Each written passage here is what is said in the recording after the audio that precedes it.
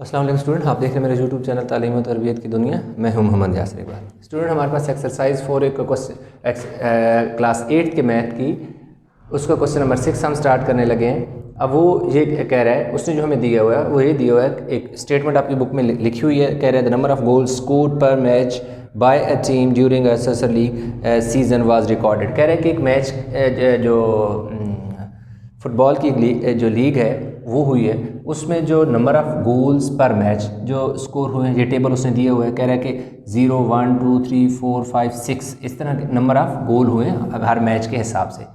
और number of matches, अब देखो नंबर ऑफ़ मैचेस जो हैं वो 6 हुए। 6 ऐसे मैच हैं जिनमें 0 गोल हुए, 8 ऐसे मैच हैं जिनमें 1 गोल हुए, 5 ऐसे मैच हैं जिनमें मैचेस है 5 ऐसे मैचेस हैं जिनमें 2 गोल हुए, 6 ऐसे मैचेस हैं जिनमें 3 हुए हैं। इस तरह 2 में 4, 2 ऐसे मैच हैं जिसमें 5 हुए और एक ऐसा मैच है जिसमें 6 जो है गोल हुए हैं। जो उसने फाइंडिंग के लिए हमें कहा हुआ है, उसने कहा कि नंबर ऑफ़ मैचेस यानी समेशन एफ हमने फाइंड करना है, और नंबर ऑफ़ गोल स्कोर्ड जो हुए हैं वो क्या है, समेशन एफ एक्स, ये हमने फाइंड करना है। और लास्ट में हमने मीन फाइंड करना है। मीन का फार्मूला होता है x bar is equal to summation f x over summation f. अब ये जो आपके नंबर ऑफ़ मैचेस हैं ये सारा आपका f है, और ये सारा आपका ये जो 0 से लेकर 6 तक ये x है। तो हमने ये भी जो है निकालना है, समेशन f भी हमने निकालना है। फिर समेशन f के बाद इन दोनों का f और x के प्रोडक्ट का सम निकालना है। तो ये जो हॉरिजॉन्टल में उसने टेबल दिया था, इसको मैंने यूं टेबल लिख दिया है, देखना आपकी आसानी के लिए। आप चाहें तो इस तरह बना लें, चाहें तो इस तरह बना लें, कोई पाबंदी नहीं है। तो आपकी आसानी के लिए ये जो यूं जो एक है रो है, उसको मैंने यूं कॉलम बना लिया। ये देखें, नंबर ऑफ़ गोल ये लिखा, और उसके नीचे 1 2 3 यूँ हॉरिजॉन्टल लिखो तो उसको मैंने वर्टिकल लिख दिया। इसी तरह नंबर ऑफ़ मैचेस एफ़ जो है वो यूँ हॉरिजॉन्टल वाली जो रो थी उसको यूँ मैंने कॉलम में लिख दिया, और एक और कॉलम मैंने साथ एक्स्ट्रा बना लिया। क्यों एक्स्ट्रा बना लिया? क्योंकि मुझे एफ़ और एक्स का जो सम है वो निकालना है। अगर सम मैंने एफ़ और एक्स का निकालना है तो सबसे पहले एफ़ और एक्स का प्रोडक्ट मेरे पास होना चाहिए। क्यों? ये देखो एफ़ और एक्स आपस में मल्टीप्लाई है, जब तक इनको मैं इन दोनों का प्रोडक्ट नहीं निकालूंगा उस टाइम तक मैं उसका सम नहीं निकाल सकता। इसलिए मैंने एक और कॉलम बना लिया। तो ऐसा करते हैं कि हम सबसे पहले इसका प्रोडक्ट निकाल लेते हैं, यानी एफ़ और एक्स का प्रोडक्ट निकाल लेते हैं। वो हमारे लिए ये देखो आपके पास x है, ये f है, और एफ एक्स का जो प्रोडक्ट है उसका मतलब है कि 0 multiply by 6 is equal to 0, 1 multiply by 8 is equal to 8, 2 multiply by 5 is equal to 10, and 3 multiply by 6 is equal to 18, 4 multiply by 2 is equal to 8, and 5 into 2 10, 6 into 1 is equal to 6।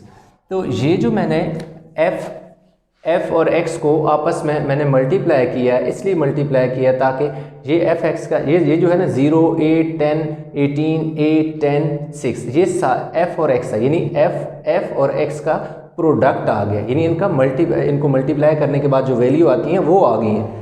अब ये जो value आ गई हैं F x की, अब ये भी एफ एक्स है, ये भी 8 भी एफ एक्स है, ये 10 भी एफ एक्स है, ये 18 भी एफ एक्स है, 8 भी एफ एक्स है, 10 भी एफ एक्स है, और 0 भी। ये सारी 0 8 10 18 8 10 6 ये सारी वैल्यू जो है एफ एक्स की।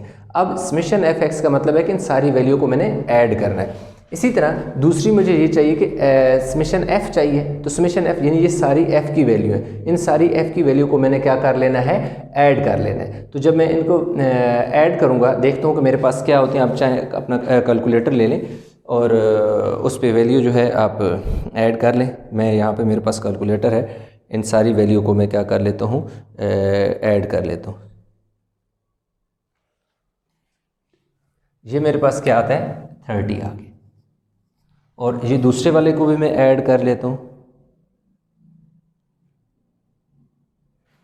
ये मेरे पास क्या आ गया जी, 60 आ गया। आप कैलकुलेटर में ये वैल्यू चेंज। अब देखें तो ये जो f की वैल्यू थी, इनका सम भी एफ एक्स भी आ गया। इधर आप लिख लें, पहला आपका आंसर क्या है जी, 30 है। दूसरा यानी क्या है, नंबर ऑफ़ मैचेस, ये नंबर ऑफ़ क्या है, मैचेस हैं। ये टोटल यानी इन्हें ऐड करना था, टोटल कितने मैच हुए, 8 + 6 14 और 5 19 25 और 5 30 हो गया, यानी 30 मैचेस हुए। अब नंबर ऑफ़ गोल कितने हुए, हमने नंबर ऑफ़ इसमें गोल निकालने। तो अब हमारे पास क्या है कि ये सारे नंबर ऑफ़ गोल हमने निकाल लिए। अब जैसे 5 मैच में 2 गोल हुए तो यहाँ पर 10 गोल हुए। यहाँ 6 मैच ऐसे हैं जिनमें 3 गोल हुए तो यहाँ 18 गोल हो गए। अब 2 मैच ऐसे हैं जिनमें 4 गोल हुए तो यहाँ 8 गोल हो गए। 2 मैच ऐसे हैं जिनमें 5 हैं तो अगेन 10 हो गया। एक मैच ऐसा है जिसमें 6 हैं तो 6 गोल हो गए। तो इन सारे को हमने ऐड किया तो 60 आ गया। ये हमारे पास क्या आ गया जी, 60 में नंबर ऑफ गोल्स आ गए। अब हमने क्या फाइंड करना है, मीन। देखिए मीन का यहाँ फार्मूला मैंने लगा दिया। अब इसमें जस्ट मैं वैल्यू पुट करूँगा तो मेरा आंसर आ जाएगा x bar is equal to summation f x. Summation f x कितना है मेरे पास जी, 60 है, डिवाइडेड बाय 30, 31 ज़र 32 ज़र, तो x बार जो कि मेरा मीन है वो 2 आ गया। यानी एक एवरेज जो है वो मेरे पास क्या आ गई है, 2 आ गई है कि हर मैच में तकरीबन 2 गोल हुए। उस तरह आप एवरेज निकालते हो तो हर मैच की जो गोल की एवरेज है वो हमारे पास क्या आ जाती है, 2 आ जाती है। सॉरी 22 तो 2 जो है हमारे पास आ जाती है। तो इस तरह जो क्वेश्चन नंबर 8 था वो हमने क्या कर लिया जी, कंप्लीट कर लिया। अब हम चलते हैं क्वेश्चन नंबर 6 कंप्लीट कर लिया। अब हम चलते हैं जी क्वेश्चन नंबर 7 की तरफ।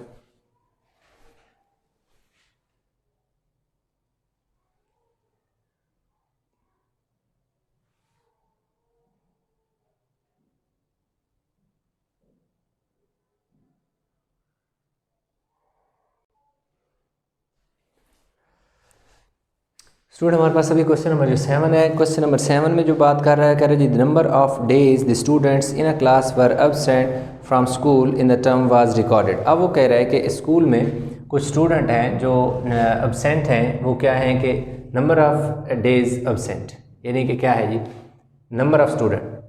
अब 23 स्टूडेंट हैं और ये देखो इसका 0 एब्सेंट है।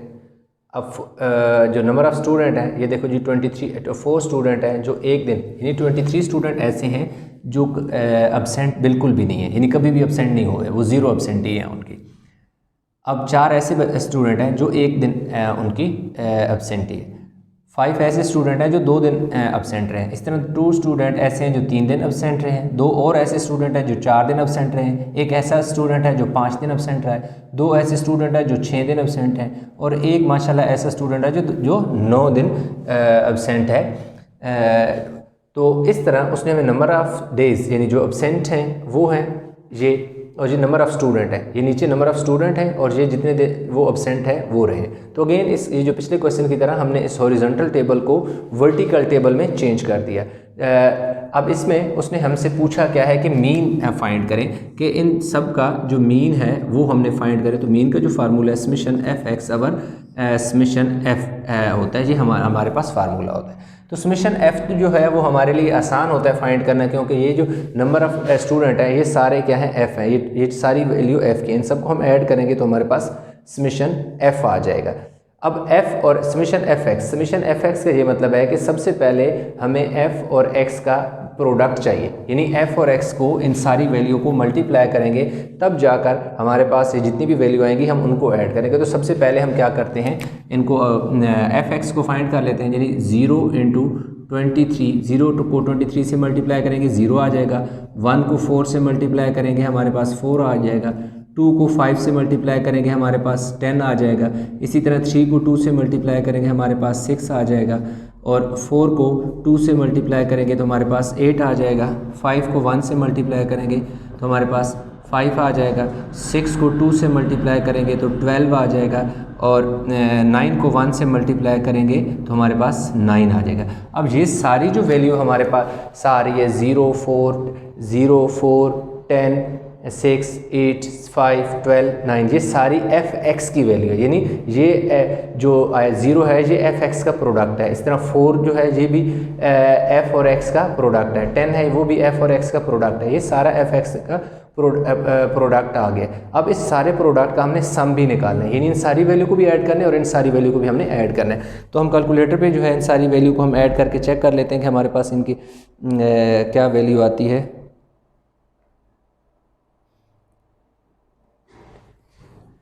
यहाँ पे हमारे पास क्या आ जाएगा जी, 40 आ जाएगा और यहाँ पे हमारे पास क्या आ जाएगा जी, 54 आ जाएगा। ये वैल्यू आ रही है हमारे पास जी। ठीक हो गया। तो अब हमने क्या करना है, इसको वैल्यू को पुट कर देना है, x bar is equal to summation f x. Summation f x हमारे पास क्या है 54 है, तो हम 54 पुट कर देंगे और नीचे हम क्या पुट कर देंगे 40। तो इस तरह हमारे पास एक्स की जो वैल्यू आ जाती है, हम अगेन कैलकुलेटर पे कर लेते हैं, तो 1.35 जो है ये हमारे पास इसका मीन आ गया कि कह रहा था कि mean number of days of absentee. तो ये हमारे पास जो मीन हमने फाइंड करना था इसका हमारे पास मीन आ गया। आई होप कि ये क्वेश्चन आपको समझ आ गया होगा। तो इंशाल्लाह अभी हम मूव क्वेश्चन 7 के बाद क्वेश्चन 8 की तरफ मूव करते हैं।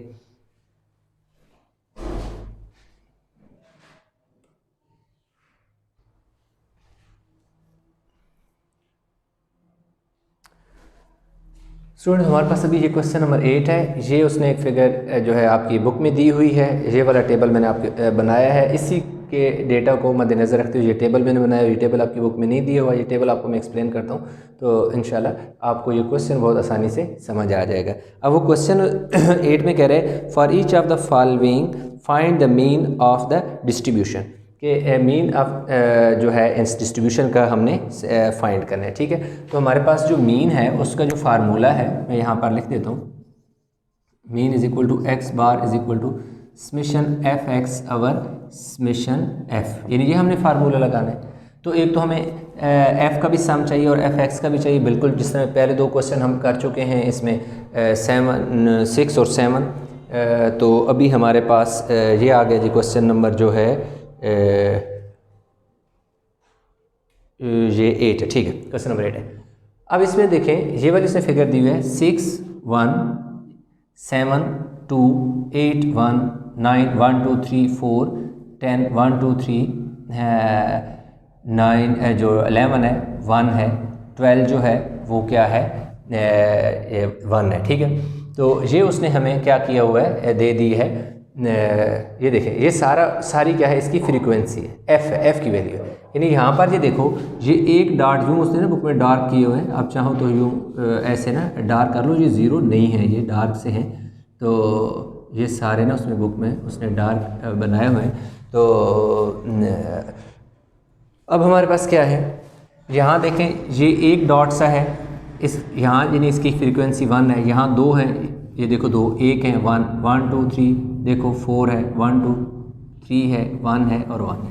तो ये देखें इसको आसानी के लिए मैंने ये एक टेबल बना लिया है, ये सारा मेरे पास f है, ये देखो f पहले मेरे पास 1 है, देखो मैंने 1 लिख लिया, 2 है 2 लिख लिया, 1 है 1 लिख लिया, 4 है 4 लिख लिया, 3 है 3 लिख लिया, 1 है 1 और 1।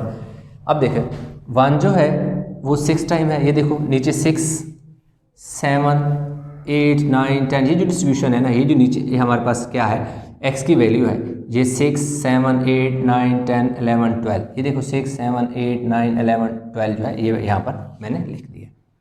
अब हमारे पास क्या है जो फार्मूला है उसके मुताबिक समेशन एफ एक्स और समेशन एफ चाहिए। तो एफ जो है इन सबको हम ऐड करेंगे तो हमारे पास क्या आ जाएगा, एफ आ जाएगा, वो तो आसान है। लेकिन हमें समेशन एफ एक्स भी फाइंड करना है। तो एफ एक्स जैसा कि हमने पहले वाले क्वेश्चन में था, एफ भी है एक्स भी है, दोनों को मल्टीप्लाई करो, 1 multiply by 6 is equal to 6, 2 multiply by 7 is equal to 14, 1 multiply by 8 is equal to 8, 4 multiply by 9 is equal to 4 9 ज़र 36, 3 इंटू 10 30 हो जाएगा, और 1 इंटू 11 जो है वो 11 हो जाएगा, 1 इंटू जो 12 है वो हमारे पास क्या आ जाएगा जी 12 आ जाएगा। तो इन अब ये सारी जो है 6 14 8 36 जितनी भी वैल्यू है ये सारी हमारे पास किसकी हैं, एफ एक्स की हैं। तो इन सबको हमने ऐड करना है और इन सबको हमने ऐड करना है। अच्छा एक और चीज़, जो पहले मैंने क्वेश्चन कराए हैं उनमें एक्स मैंने इधर रखा था और एफ इधर रखा था, तो इससे कोई फ़र्क नहीं पड़ता। आप चाहें तो ये वाला कॉलम जो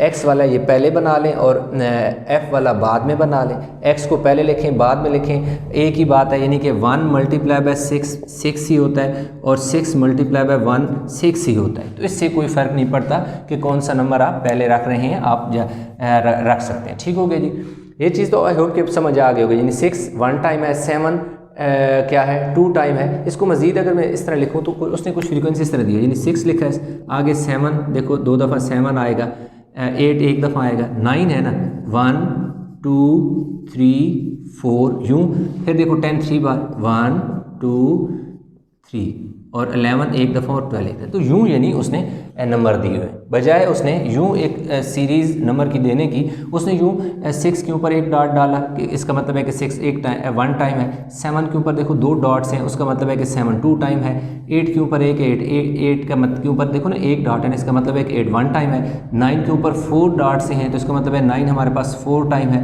10 के ऊपर 3 डॉट है तो इसका मतलब है 10 3 टाइम है। 11 के ऊपर एक डॉट है तो इसका मतलब 11 एक टाइम है। 12 के ऊपर एक डॉट है तो इसका मतलब है 12 1 टाइम है। तो इस तरह इसका मतलब ये है, आप इसको इस तरीके से भी अंडरस्टैंड कर सकते हैं। तो अब हमने क्या करना है, इन वैल्यू को सबको ऐड कर लेना है। कैलकुलेटर हम यूज़ कर लेते हैं जी।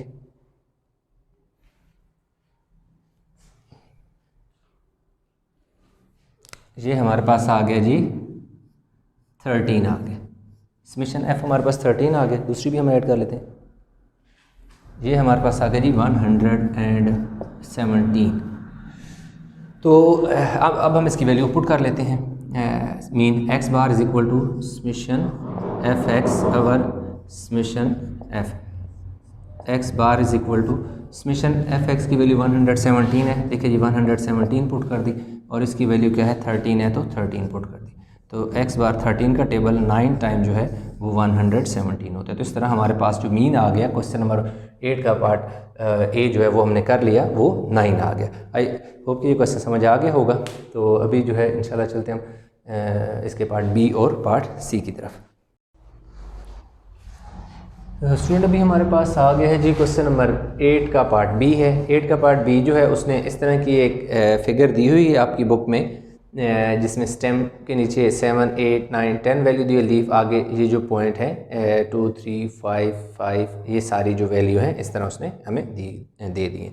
ये जो लास्ट में मैंने एफ़ लिख दी है, ये मैंने वैसे ही लिख दी है अपने ज़रा आसानी के लिए, क्योंकि मैं जब वैल्यू यूज़ करूँगा इनका सम करूँगा तो मैं बता दूँगा। ये वैल्यू आप चाहें तो लिख लें, ना चाहें तो इधर लिखने की बेशक ना लिखें, उससे कोई नहीं। ये 4 किस इसलिए मैंने लिखा है कि देखो यहाँ पर कितने नंबर हैं 1 2 3 4। ये इस वाली लाइन में 4 नंबर हैं, इस वाली लाइन में 1 2 3 4 5 6 7 7 नंबर हैं, इसमें 1 2 3 4 नंबर हैं, और इसमें 1 2 3 नंबर है। तो इन सबको अगर आप ऐड करते हो तो ये टोटल जो ऐड होकर बन जाते हैं जी 10 बन जाते हैं। तो आप n इज़ इक्वल टू चाहें तो n इज़ इक्वल टू 10 लिख दें, क्योंकि आगे फार्मूले में sum of quantity divide by number of quantity एक हम फार्मूला लगाएंगे। उसने हमसे पूछा हुआ है मीन। तो यहाँ पर जो मीन का फार्मूला हम लगाएंगे is equal to x bar is equal to sum of quantity या observation divide by number of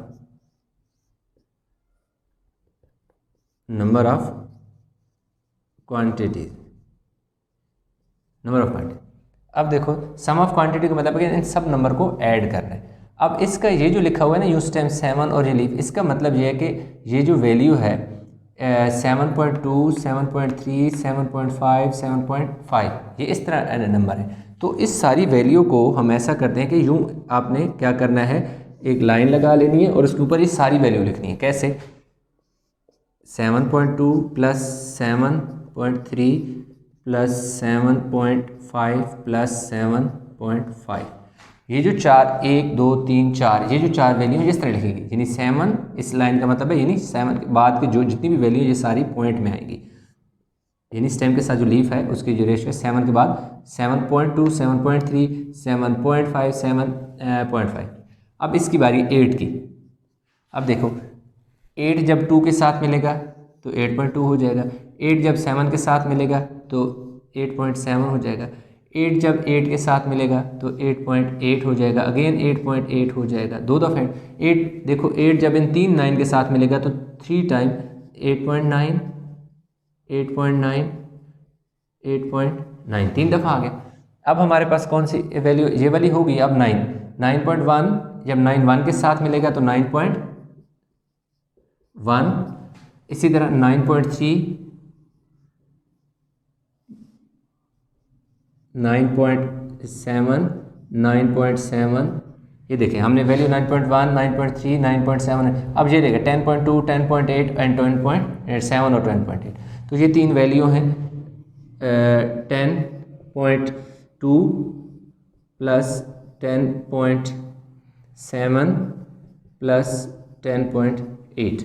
यूँ हमने जो सारी वैल्यू हैं टोटल देखो 10 वैल्यू 1 2 3 4 5 6 7 8 9 10 11 12 13 14 ये 18 है, सॉरी ये कितना बनेगा 18, क्योंकि 7 और 3 10 और 4 और 4 8, ये 18 बनेगा।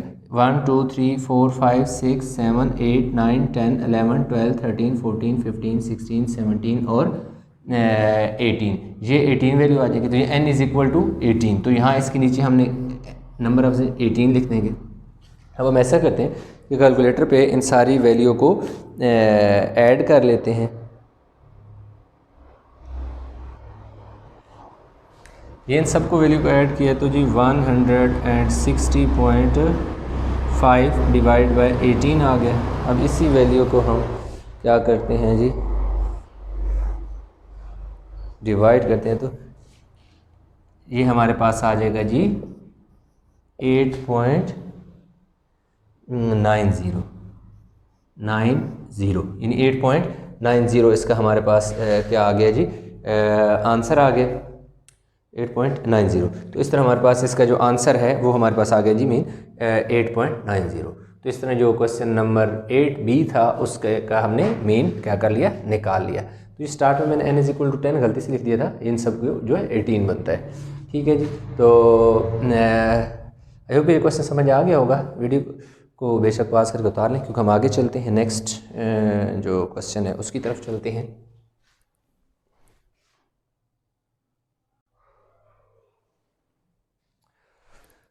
तो अभी स्टूडेंट हमारे पास एक्सरसाइज जो है उसका 8 का पार्ट 4.8 का पार्ट जो सी है वो हम पहले बाकी इसके ए और बी कर चुके हैं। ये उसने एक फ़िगर दी हुई है जिसमें इस तरफ जो है उसने फ्रीक्वेंसी दी हुई है। ये जो ऊपर की वैल्यू है ये सारी क्या है, फ्रीक्वेंसी है। अच्छा, फ्रीक्वेंसी दी हुई है और यहाँ पर इस तरफ उसने क्या दिए हुए हैं, एज दी हुई है और ईयर्स में कि भाई ईयर्स में यानी कि एज दी हुई है। ठीक हो गया। अब यहाँ पर अगर आप फिगर में देखें 3 4 5 6 7, ठीक है, ये जितनी भी वैल्यू है ये ईयर्स जो है ना, years is equal to x है।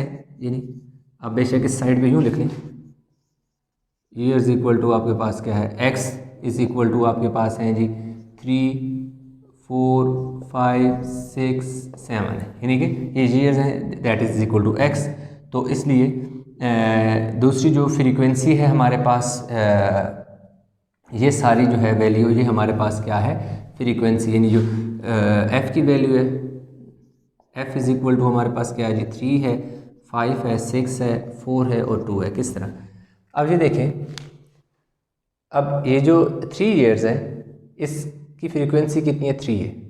क्यों, आप अपनी अगर बुक में देखें तो जो 3 है उसके सामने ये जो फ्रीक्वेंसी है इसके सामने बिल्कुल, ये उसने बुक पे लिखा हुआ नहीं है, ये जो इसके ऊपर मैंने वैल्यू लिखी है, मैंने किस तरह वैल्यू लिखी है, क्योंकि ये जो पूरा एक उसने बनाया हुआ था, फिगर बनाई हुई है, इस तरह कॉलम सा बनाया हुआ है, इसकी अगर हाइट देखें तो बिल्कुल 3 के बराबर है, इसलिए मैंने इसके ऊपर 3 लिख दिया।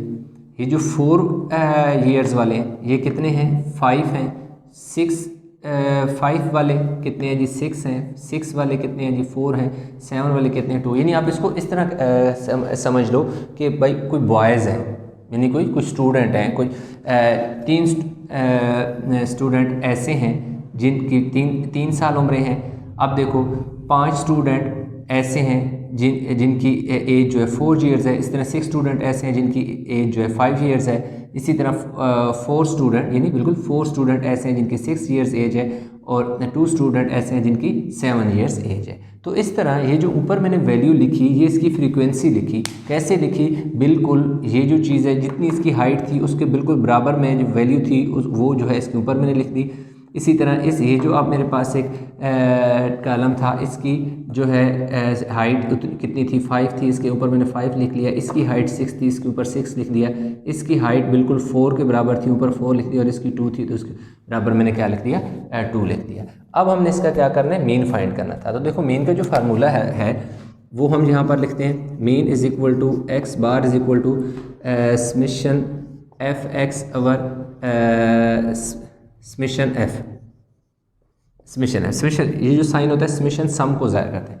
अब एफ तो हमारे पास जो है ये है हमारे पास 1 2 3 4 5, 1 2 3 4 5 इन सबको हम ऐड करते हैं तो हमारे पास कितना हो जाता है जी 6 और 4 10 10, 2 और 4 6, 6 और 6 12, 12 और 5 17 और 30, यानी समेशन एफ जो है वो हमारे पास कितना आ गया जी 20 आ गया। समेशन एफ हमारे पास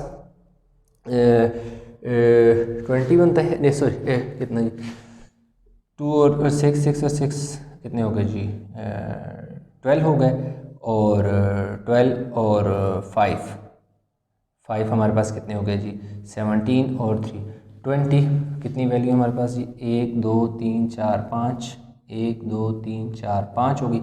और अब इन दोनों को हमने क्या करना है आगे आपस में इन वैल्यू को हमने मल्टीप्लाई करना है। तो जब हम इन वैल्यू को मल्टीप्लाई करेंगे 3 को 3 से मल्टीप्लाई कर रहे हैं हमने 9 हो जाएगा, 5 को हमने 4 से मल्टीप्लाई करना है 20 हो जाएगा, 6 को 5 से मल्टीप्लाई करेंगे 30 हो जाएगा, 4 को 6 से मल्टीप्लाई करेंगे 24 हो जाएगा, 2 को 7 से मल्टीप्लाई करेंगे 14 हो जाएगा। क्यों? अब हमने f और x का कॉलम इसलिए बनाया था, एफ एक्स मतलब f और x की वैल्यू को मल्टीप्लाई करना है। तो 3 को 3 से मल्टीप्लाई किया 9 आ गया, 5 को 4 से मल्टीप्लाई किया 20 आ गया, 6 को 5 से मल्टीप्लाई किया 30 आ गया, 4 को 6 से मल्टीप्लाई किया 24 आ गया, 2 को 7 से मल्टीप्लाई किया 14 आ गया। इसलिए ये सबसे पहले हमने f और x के प्रोडक्ट निकाला। ये जो कॉलम है जो 3 को 5 4 को 6 5 को 4 6 को 2 7 को मल्टीप्लाई किया, ये f है और ये x है, इनको मल्टीप्लाई इसलिए किया ताकि f और x का प्रोडक्ट आ जाए। जब f और x का प्रोडक्ट आ जाएगा ये साइड वाली वैल्यू जितनी भी हैं जिसमें 9 है हमारे पास, 20 है हमारे पास और 30 है, इन सब वैल्यू को हम ऐड कर लेते हैं कैलकुलेटर पे, तो हमारे पास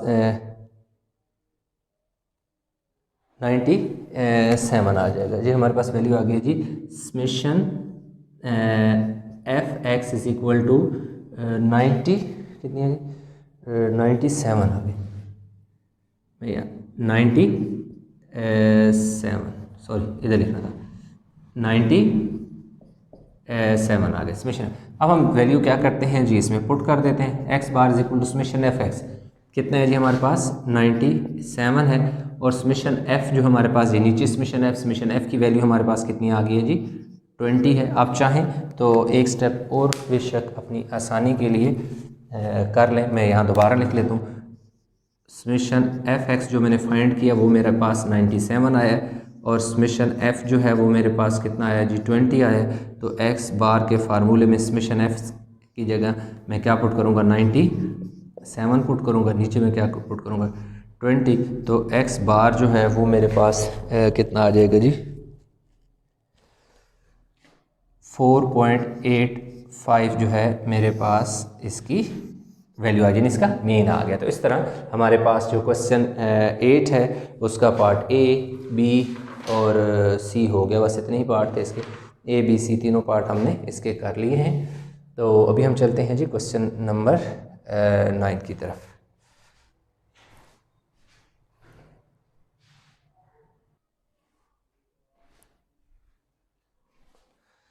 तो स्टूडेंट अभी हमारे पास आ गया जी क्वेश्चन नंबर 9। अब क्वेश्चन नंबर 9 की स्टेटमेंट मैं आपको पढ़ के सुना देता हूँ। कहते हैं the mean of 10 number is 14, mean of 10 number is 14, 3 of the numbers have mean of 4, the remaining 7 numbers are 15, 18 21 5 m 34 and 14, find the sum of the remaining 7 number, the value of m। अब उसने हमें 10 number हैं जो the mean of 10 number is 14, यानी 10 number है, number हमारे पास क्या है 10 है, उनका मीन जो है क्या है 14 है, ठीक है। तो अब हम पहले फार्मूला में लिखता हूँ फिर आपको चीज़ एक्सप्लेन करता हूँ, ज़्यादा बेहतर तरीके से आपको समझ आ जाएगी।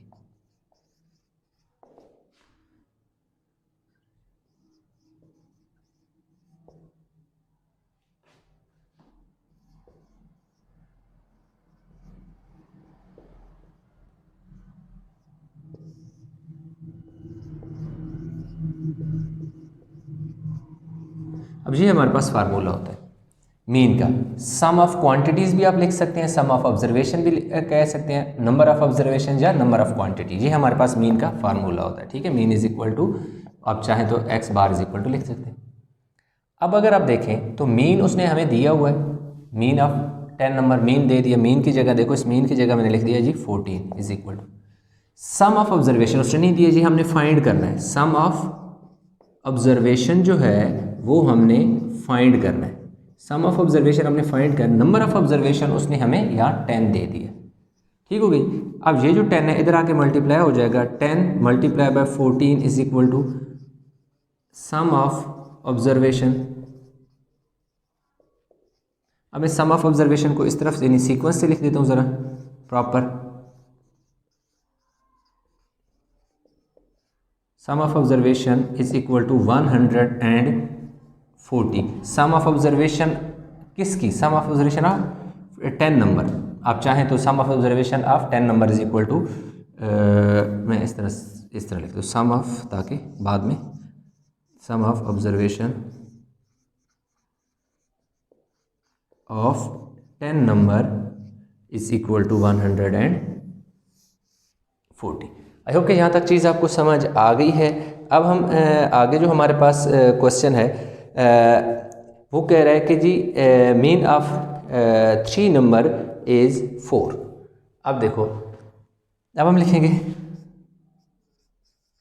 मीन ऑफ 3 नंबर, कह रहे 3 नंबर का, जैसे 10 नंबर का मीन ऑफ 10 नंबर 14 दिया हुआ था ना, अब मीन ऑफ 3 नंबर उसने क्या दे दिया? 4 दे दिया। Number of observation, number of observation किसकी हैं? कितनी नंबर ऑफ ऑब्जर्वेशन है? 3, यानी कितने नंबर हैं? 3, तो नंबर ऑफ ऑब्जर्वेशन क्या आ गया? 3 आ गया। अगेन हम फार्मूला यही वाला फार्मूला लगाएंगे, mean is equal to sum of observation of 3 number divide by number of observation.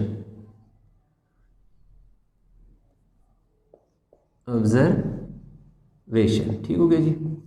अब मीन हमें उसने क्या दिया है? Mean of 3 number is 4। Mean हमारे पास कितना है? 4 है। Sum of observation of 3 number divide by number of observation. Number of observation हमारे पास कितनी है जी? 3 है। तो अब हमारे पास इसका जो सम है वो क्या आ जाएगा? Sum is equal to 4 multiply by 3, तो सम हमारे पास कितना आ गया जी? 12 आ गया। ठीक है, ये सम किसका है? आप पूरी बेशक स्टेटमेंट लिखें, सम ऑफ ऑब्जर्वेशन ऑफ 3 नंबर। जिस तरह sum of observation of 10 number है, इसी तरह sum of observation of 3 number हमारे पास क्या आ गया जी? 12 आ गया। अब हमने क्या करना है? 10 नंबर की भी जो ऑब्जर्वेशन है वो भी आ गई है, 3 नंबर की ऑब्जर्वेशन भी आ गई है। अब हम आप ऐसा करें कि ज़रा जगह ये थोड़ी कम है, आप यहाँ तक वीडियो को पास करके आप ये उतार लें, क्योंकि ये क्वेश्चन को मैं मज़ीद आगे करूँगा तो उसमें ना मुझे थोड़ा सा ज़्यादा लिखनी है वैल्यू। आई होप कि आप लोगों ने उतार लिया होगा। मैं यहाँ पर क्या करता हूँ, लिख लेता हूँ, सारे इरेज कर देता हूँ ना, फिर ये 2 वैल्यू मैं दोबारा लिखनी। पहले लिखो, मैं इधर ऊपर लिख देता हूँ ना, sum of observation of 10 number is equal to 140 and then again sum of observation of 3 number is equal to 12। ये 2 वैल्यू मैंने इधर लिख ली है। ठीक है जी। अब ये नीचे जो डबल लाइन है इसका मतलब है सम के नीचे सम आएगा, ऑफ के नीचे ऑफ, ऑब्जर्वेशन के नीचे ऑब्जर्वेशन, ऑफ के नीचे ऑफ। ठीक हो गया। अब मैंने क्या करना है? सम ऑफ रिमेनिंग 7 नंबर कितनी हो जाएगी? सम ऑफ रिमेनिंग जो 7 बाकी बचते नंबर है ना, उनका सम जो है वो इक्वल हो जाएगा सम ऑफ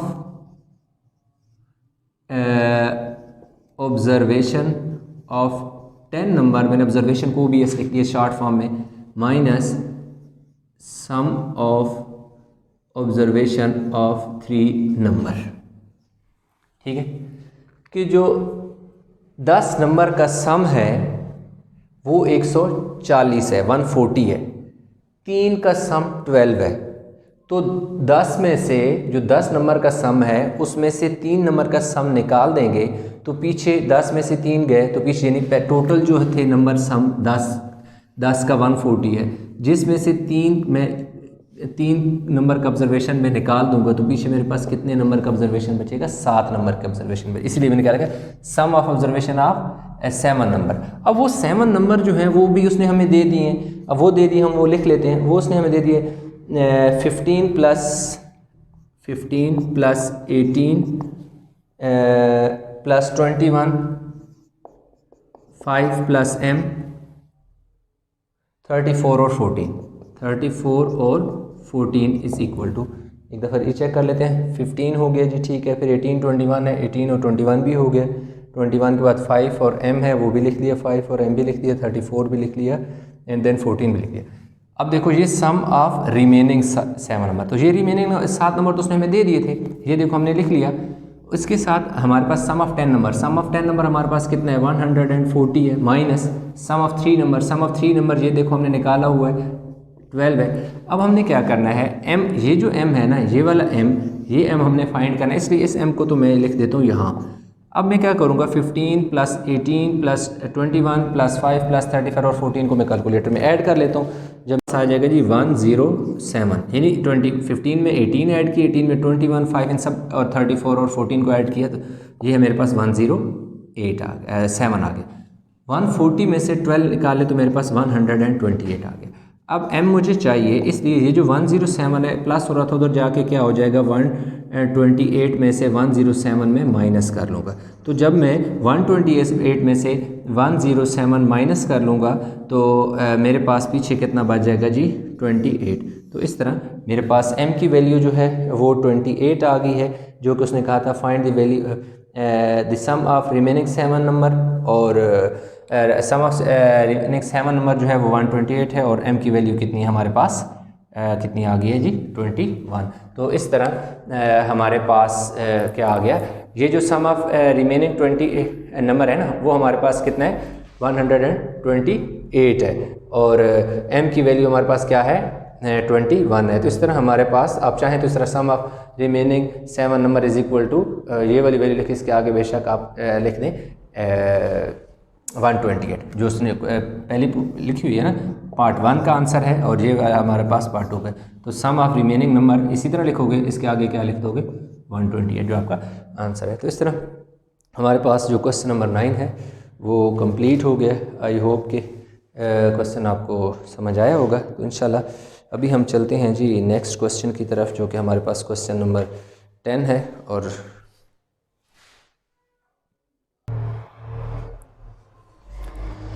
तो स्टूडेंट अभी हमारे पास आ गया जी क्वेश्चन नंबर आ गया जी 10। अब जो क्वेश्चन नंबर 10 है उसमें उसने हमें दे दिया the mean monthly wages of 7 experienced and 5 inexperienced worker is $1,000 if the mean monthly wages of 5 inexperienced worker is $846. Find the mean monthly wages of 7 experienced worker। अब क्या है कि उसने टोटल नंबर ऑफ वर्कर्स जो दे दिए ना हमें, number of total number of experience and inexperience worker is equal to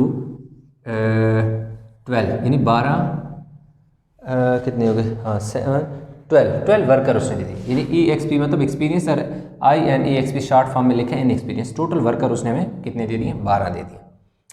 अब वो जो मीन दे रहा है इनका मीन, मंथली मीन, आप चाहें तो मंथली मीन लिख लें, मंथली मीन जो दे रहा है, monthly mean of 12 experience and inexperience workers is equal to $1,000, $1,000 दे रहा है। जो मीन है वो हमारे पास $1,000 है, हो गया। ठीक है जी, $1,000 दे दिया उसने उसके साथ। तो अब हम क्या करेंगे, इसका सम निकालेंगे। Sum of wages of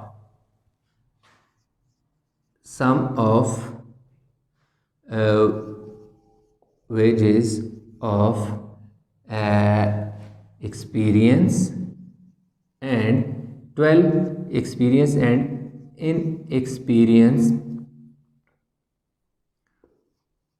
worker जो है वो हमने क्या करना है, फाइंड करना है। यानी बात जो उनका की वेजेस है 12 जो एक्सपीरियंस और इनएक्सपीरियंस दोनों मिला के उनके जो है मंथली वेजेस हैं वो हमने क्या करनी है, चेक करनी, फाइंड करनी है। ठीक है, तो अब हम सिंपल फार्मूले लगाते हैं। Mean is equal to sum of क्या आ जाएगा जी, wages divided by number of workers. Mean उसने हमें कितना दे दिया है, मीन मंथली मीन उसने हमें 1,000 दे दिया।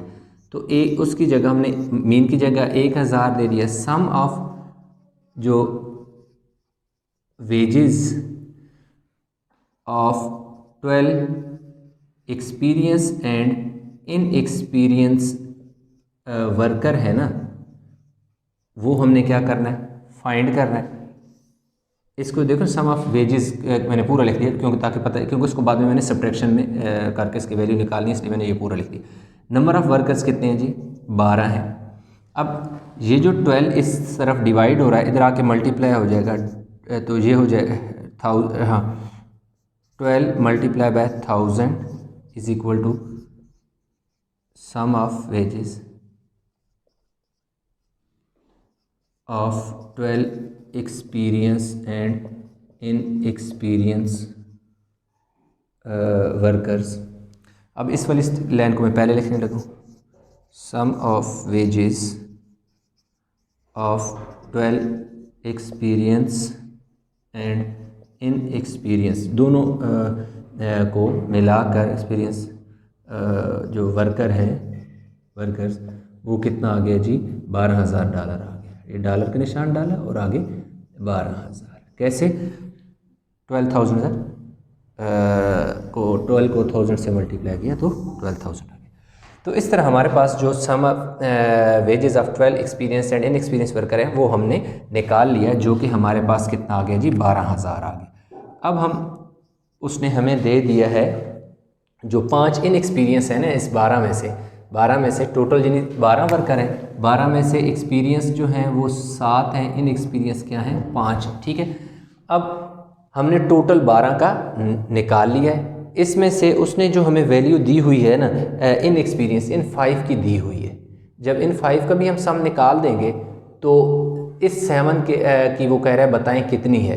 तो जब हम इसी तरह 12 का भी हमने निकाल लिया, 5 का भी निकाल देंगे, तो 12 वालों जो 12 का जो सम है उसमें जो 5 का सम निकाल देंगे, इन एक्सपीरियंस के जो वेजेस हैं वो निकाल देंगे, जो पीछे चीज़ें बचे वैल्यू बचेगी वो 7 की होगी। किस तरह, अभी मज़ीद जब आगे मैं क्वेश्चन करूँगा इंशाल्लाह मज़ीद आपको चीज़ डिटेल में समझ आ जाएगी।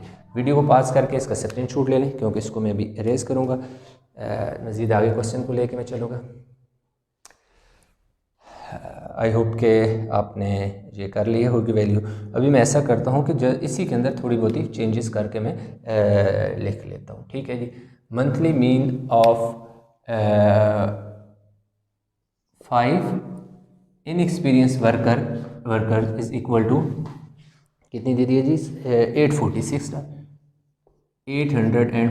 जी, डॉलर का निशान 846 का है जी। Sum of wages of 5 inexperience, अब इन monthly mean of 5 inexperience worker, ये उसने हमें दे दिया। Sum of wages of 5 inexperience worker जो है वो हमने क्या करनी है, फाइंड करनी है। अगेन यही फार्मूला लगेगा। यहाँ पर जो वैल्यू है मीन उसने हमें दे दी है, कितना मंथली मीन 846 दे दिया। सम ऑफ वेजेस ऑफ 12 की जगह, और 12 की जगह हम क्या लिख लेंगे, 5 inexperience worker is equal to, number of workers कितने हैं जी, 5 हैं। नंबर ऑफ़ वर्कर कितने हैं, 5 हैं। अब हमारे पास ये क्या हो जाएगा, इधर आके जी 5 मल्टीप्लाई हो जाएगा 846 से। सम ऑफ वेजेस ऑफ 12 की जगह क्या आ जाएगा जी, 5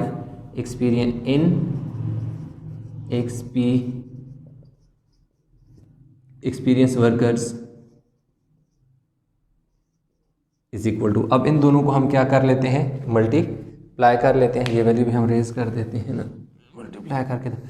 इस वाले को मैं, इस वैल्यू को मैं पहले लिख लेता हूँ।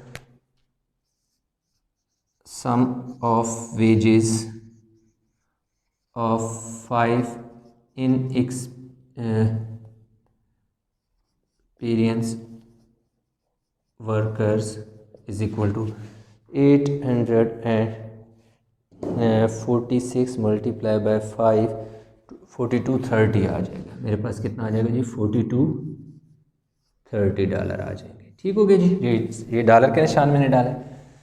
अब मेरे पास क्या है, ये आ गया है जी मेरे पास कितना, sum of wages of 5 inexperience worker, मेरे पास इतनी वैल्यू आ गई है। और अभी जो दूसरी पहले थी sum of wages of 12 experience and inexperience की, वो मेरे पास ऑलरेडी पहले निकली हुई है। वो कितनी थी, मैं दोबारा इधर लिख देता हूँ। सम ऑफ वेजेस मंथली, बेशक आप लिख लें monthly wages, monthly wages of 12 experience and inexperience workers is equal to $12,000। ये 12,000 वो वैल्यू है जो 12 वर्कर है, यानी 12 जो एक्सपीरियंस और इन एक्सपीरियंस दोनों हैं उनकी शामिल है। अब इन 12 जो हैं, जिसमें से ये जो 12 है, ये जो 12 वर्कर हैं, उनमें एक्सपीरियंस और इन एक्सपीरियंस दोनों को मिला के हैं। अब इसमें से जो 12 थे उनमें इन एक्सपीरियंस वर्कर की तो वैल्यू ये निकल आई है, ये मंथली उनकी वेजेस निकल आई हैं जो इन एक्सपीरियंस थे। पीछे रह गए 5 यानी कि 7, यानी 5 की तो निकल आई, यानी ये 5 जो इन एक्सपीरियंस हैं उसकी इतनी है, तो इन 5 की हमने निकाल दी। देखो इन 5 की हमने निकाल दी, पीछे रह गए ये वाले एक्सपीरियंस 7 वाले। तो क्या करेंगे, सिंपल हम ये करेंगे कि जो टोटल 12 की वैल्यू है, जो 12 वर्कर की टोटल इनकम है मंथली, वो 12,000 है। 12,000 में से 5 की जो इनकम है वो निकाल देंगे, तो पीछे जो बचेगी वो 7 की इनकम बच जाएगी। वीडियो पास करके स्क्रीनशॉट ले लें, मैं ऊपर ताकि इसका फाइनल स्टेप कर लूँ।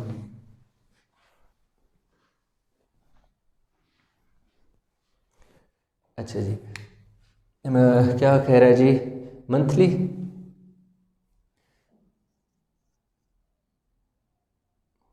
सेवन की पूछ रहा है ना, मीन में देखो जी, मीन जो है किसका, मंथली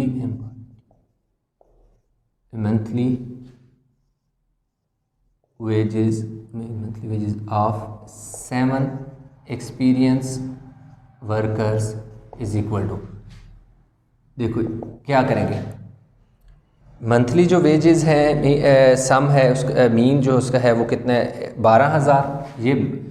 ये टोटल है 12,000 जो 12 लोगों का सब का मीन है। उसमें से हमने कितना निकालना है, 5 का निकाल देना है। 5 का हमारे पास कितना है 4230 आ गए, यानी टोटल हमारे पास जो था वो था उसने दिया हो ना 12,000। 12,000 में से हमने क्या कर दिया जी, जी करना था, ठीक है। 12,000 में से हमने निकालना है तो हम माइनस कर लेते हैं।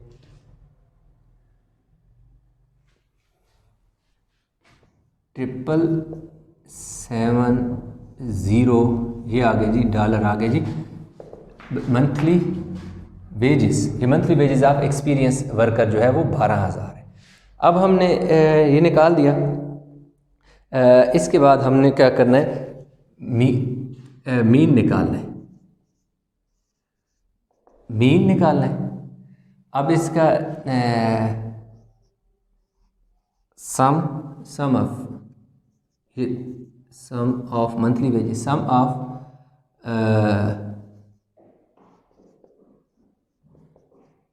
Monthly wages of 7 experience worker divided by number of workers.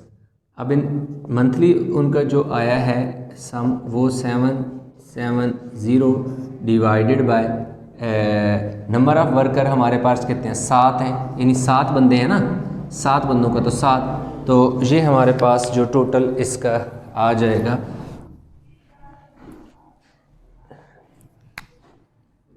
$7,107 और यानी $1,110 जो है ये मीन आ गया है हमारे पास 7 बंदों का, जो एक्सपीरियंस लोग हैं उनका मीन आ गया।